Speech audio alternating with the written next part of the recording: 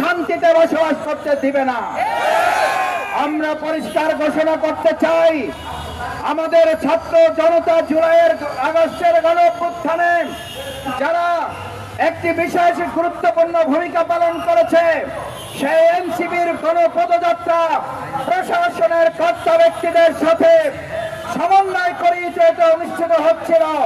তাহলে প্রশাসন কেন ব্যর্থ হলো? অন্তর্বর্তীকালীন সরকারকে তার জবাব জনগণের কাছে দেওয়া উচিত। আমরা এটাও পরিষ্কার বলতে চাই, যদি একটা জেলা নিয়ন্ত্রণ করতে অন্তর্বর্তীকালীন সরকার ব্যর্থ হয়, তাহলে কোন সাহসে 56,000 বর্গমাইল নিয়ন্ত্রণ করে আগামী ফেব্রুয়ারি কিংবা জুনের মধ্যে নির্বাচন করবেন? এই দুঃসাহস তো আপনাদের দেখাবার কথা না। অথচ জনগণের নির্বাচন প্রাণের দাবি, কিন্তু দোষরদের এখনো আমরা মুক্ত করতে পারি নাই। দোষরদের মুক্ত প্রশাসন আমরা করতে পারি নাই, দোষরদের মুক্ত বাংলাদেশ করতে পারি নাই।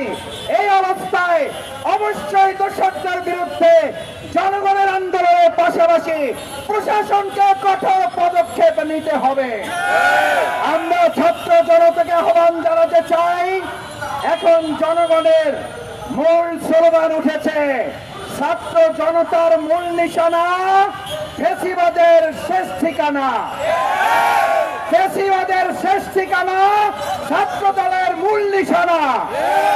আমাদের এই মূল নিশানা, এই টার্গেট বাস্তবায়নে জনতা যদি রাজপথে নামতে যদি বাধ্য হয়, তাহলে গোপালগঞ্জ জেলা এমন নয় যে বাংলাদেশ থেকে বিচ্ছিন্ন।